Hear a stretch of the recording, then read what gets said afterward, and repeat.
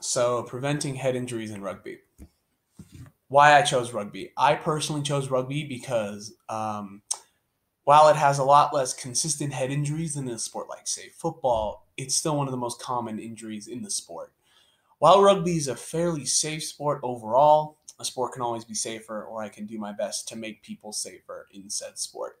I also think that because in America, especially, it seems to be one of the more underlooked sports despite its global popularity.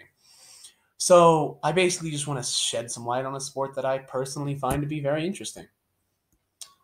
My program was designed to not only keep you from getting a head injury when you're most likely to get a head injury in rugby, which is when you're tackling, but it's also designed to improve your tackling form overall, which will make you better at the game.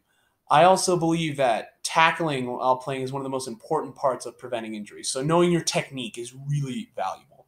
If you know how to do something the right way and with the proper form, you won't get hurt as much, and that's just a fact. And you can come out of my program not just safer, but better when playing. Pre-testing. I'll have another video on that later. So part one, stretching. So stretches are very important to warm up so you don't really injure yourself. And they also let you play better by allowing your limbs to be somewhat used to the movement that you're going to do during play. Like during play, you're going to do a lot of unorthodox movements that you will not be used to, really. So the stretching helps you get used to those type of movements. Kneeling hip stretch, which is basically when you kneel on one foot and the other knee and then push your hips forward. A lying knee stretch, which is when you roll over, a lying knee rollover stretch, which is when you're lying on your back and bend your knees and let them fall to one side. Keep your arms out to the side and let your back and hips rotate with your knees, which is, of course, very important for your knees because your knees are going to obviously do a lot of movement when you're running and tackling. Kneeling hip and quad stretch, of course, for your hip and quads, where you kneel on one foot and the other knee. If needed, you hold on to something to keep your balance and then push your hips forward. And here's just some images that show you an example of that. Exercises. So running. Running is very important in my program because it can improve your balance and endurance when you're tackling. So basically when you're tackling, right, you're moving at a high speed to catch up to the person who's trying to run away from you, right? And if you have already run before that or you're very used to running, you'll have more control at those high speeds than if you haven't ran at all before a game or practice and then you're just going from 0 to 100. You'll have a lot less control because you're not quite used to that yet. You'll get used to it throughout the game, but it's better to be used beforehand. Burpees. They can help you get ready for when you need to get up quickly after a tackle because you know how burpees require you to jump up and it's a very powerful motion. It can help you get up quickly after a tackle so you don't get like mowed down when people are obviously, let's say they throw the ball and you tackle them after that. The game's not going to stop. It also helps you because you're jumping up and down very quickly. You're moving up and down very quickly. So you're throwing your weight around. That's very important because when you're tackling, you're obviously throwing your weight around a lot. And if you are already used to throwing your weight around, you'll have more control and be able to do it better. Another exercise is the buzz. So this basically focuses on controlling your momentum and how you're able to change direction while running after someone. Basically, it starts by running towards an agility ladder, those ladders that they have out on the fields. Of course, once the person gets to the ladder, they move their feet in and out while still moving forward. At the end of the ladder, you're directed by your coach or whoever to react either left or right, then deliver a proper tackle on a tackling dummy. So the technique. The technique for a tackle is very important to preventing head injuries. It's important to get your run down for a rugby tackle. So you need to run at a slightly lower angle when you're approaching the person you're going to tackle because if you're running at too high an angle, because in rugby you have to tackle below the waist or else it's considered illegal.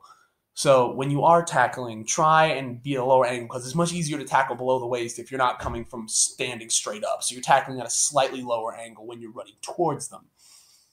You should also try and tackle them slightly to your side, not head on, because it actually gives you more control if you're tackling from the side. It gives you more control over your weight because you're not facing them head on where all you can really do is push forward or maybe try and move to the side. But even then, you've got them locked in head forward. But if you're on the side, you can control if you're going to move like left or right, and you can really bring them down a lot quicker. And also, the person's body's not going to hit their head. You have much more control when going like that. You even have more control over the person that you're tackling, which you can use to, if you know how to tackle properly, will make them and you safer during the tackle.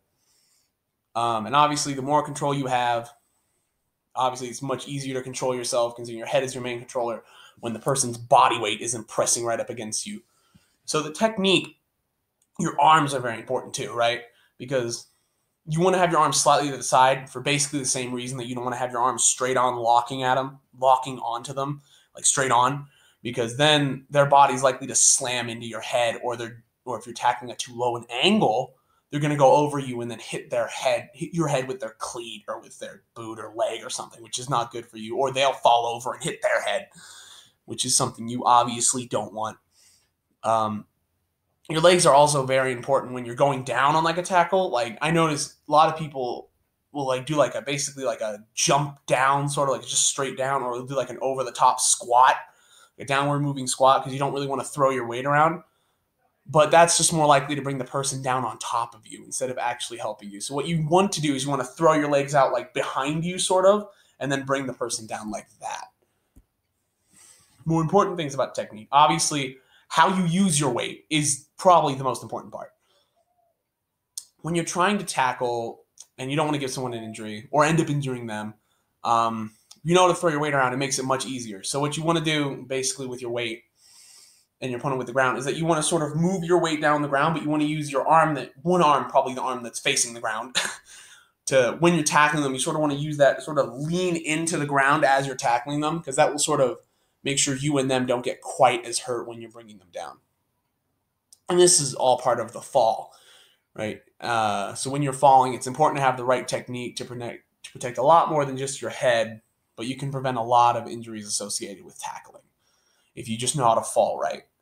And that's just basically just sort of training by falling over and over again. I'll show a video of this later as well. So in conclusion, learning how to use the proper technique to keep your head safe is very important for protecting yourself and others. Technique may even be, well, it is one of the most important parts of learning how to do it. And if you know how to do something the right way, you're much less likely to mess up and cause direct damage to yourself or others. I mean, obviously flukes are always going to happen, but if you know what you're doing, you're much less likely something bad's going to happen. It can also help you play at a much higher level, because if you know exactly what to do, you will be able to play better than someone who doesn't. The exercises are to strengthen and ready you, because having all the knowledge in the world on how to do a proper tackle isn't great. Well, it's obviously great, but if you don't have the strength, speed, and the practice to do it properly, you're not going to really get anything done.